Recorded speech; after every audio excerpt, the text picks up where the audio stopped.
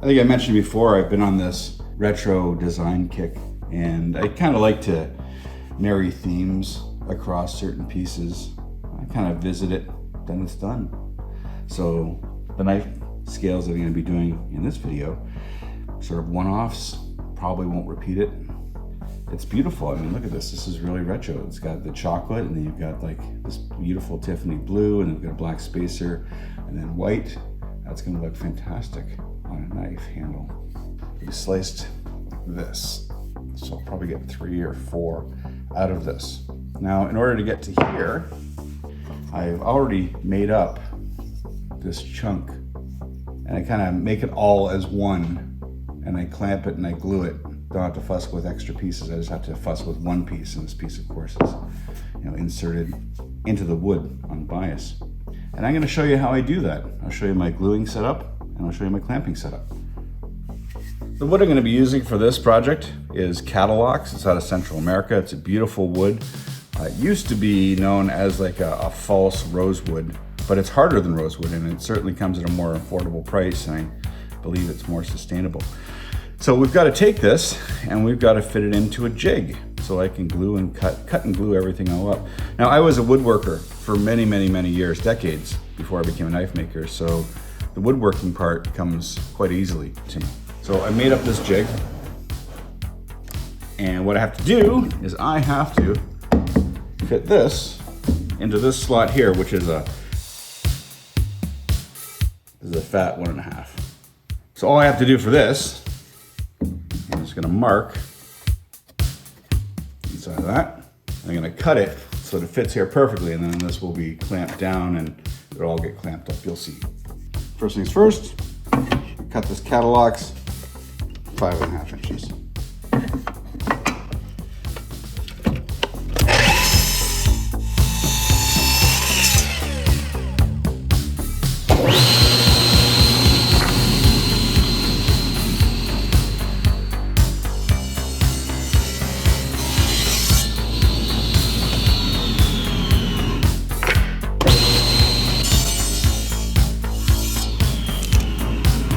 Let's see how it fits.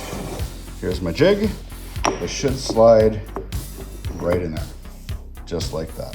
Perfect. This is my Felder chop saw. It's a great saw. I'm gonna swing this all the way over to about 35 degrees. Now, I need to cut that off about there. That is really close for my fingers, and I still have all my fingers, and I'd like to keep all my fingers. So my buddy Mikey made me up a very nifty, quick little safety jig so I can clamp everything, keep my fingers out of it. Safety first, always safety first. So now I've got this, it's gonna go in here. It's gonna get lined up. Got my little ruler from Maritime Knives Making Supplies, because they're pretty nice people. And mark that about 1.5 inches. Thank you very much, Lawrence. Make a mark there. Square to the fence. The nice thing is I have a little laser to help me line everything up. I'm going to clamp it, and I'm going to get at it.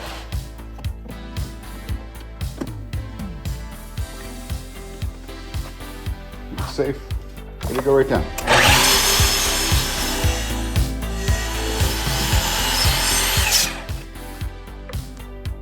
Perfect. And I kept all my fingers. Now, since I already have this in place, this is an offcut from the previous one that I've done. That is terrific, right? Now I gotta cut it around there. Again, I'm gonna put a clamp on it. I've got my little mark right here. It's hard to see, but I can line it up with my laser. I'm gonna clamp this into place. Please be very careful. There is absolutely nothing in the shop that requires you to rush and to fuss and to risk your fingers. Nothing in the shop. Everything can be replaced by your fingers.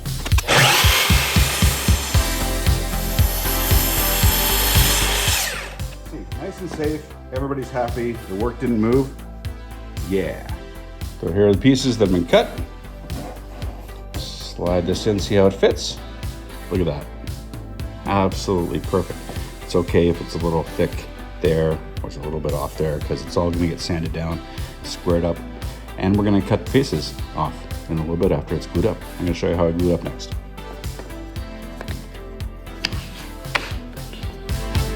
pretty good. Nice and tight. I'm looking for gaps there. I'm looking for gaps there. Everything seems to be nice and tight. It's all going to get clamped.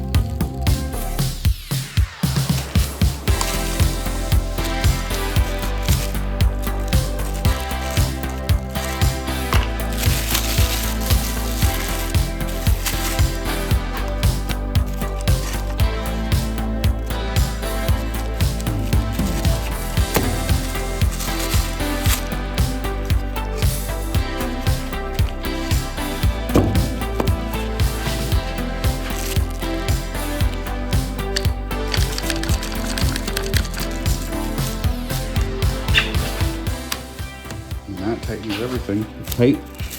You're good. Now it sits like that until tomorrow. Typically I like to leave my scales a little thicker, so we're gonna go for 3/8 on this. We've got my ruler from Lawrence. 3/8.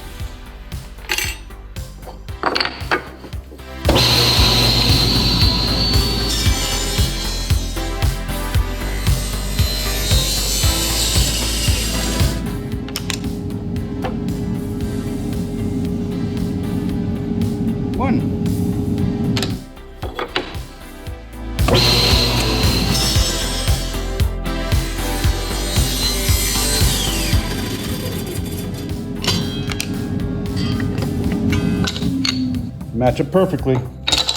And I have one more. Since I have another block that I'm making, if I have a spare for this one, and I have a spare for the next one, that means I'll have 3 pairs of these scales. And then there won't be any more. So if you like the knife, better get it, because I won't do this design again.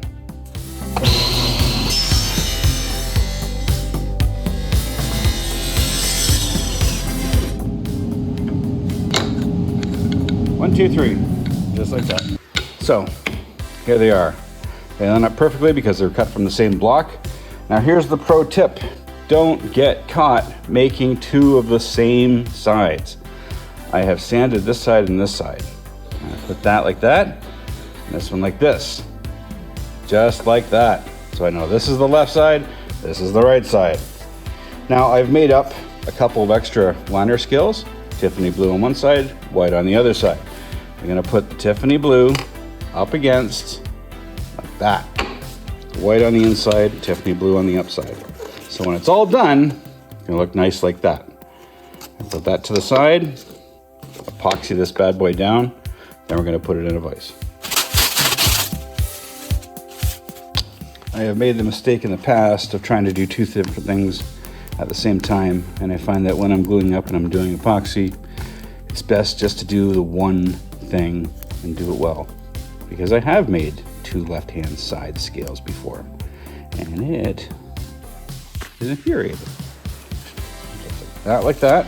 I spread epoxy all over this. I'm gonna try and keep this as neat as possible. Epoxy in my life is like painting. It gets everywhere, so I try to manage my mess. Remember, blue against the inside. Now to keep it neat, get my wrap in this plastic. And over once, put the next scale down. I've always found that making the whole block and then cutting scales off, if you have the material, tends to make a superior result. I have done it the other way in the past, just because I may not have had thick enough material. I'd much prefer this way. We're going to wrap it all up like this little package. It's going to go into the vise.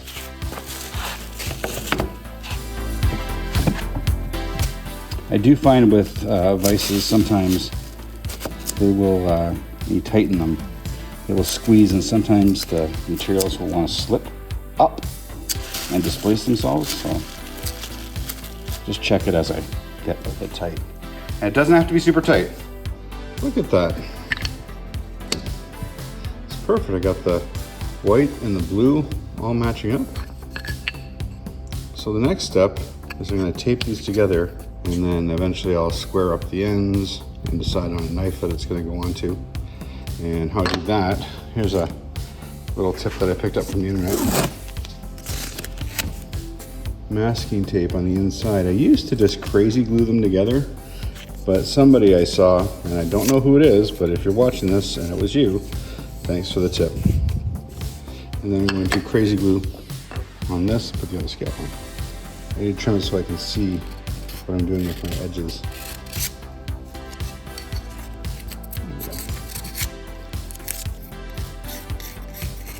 Not worried about the ends, I'm just worried about the edges, because there's one more last step that's kind of important. Now, when I put this together and clamp it and crazy glue it, like that's got to be perfect.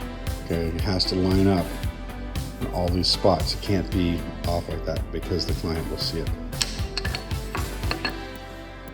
Crazy glue. A little dab of water there. This crazy glue is activated with moisture in the air. I'll fold these up, I'll line them up, and I'm going to clamp them up just to hold it into place. And then I'll be ready to have a knife picked out for it and shaped. But right now, this is exactly where I want it to be.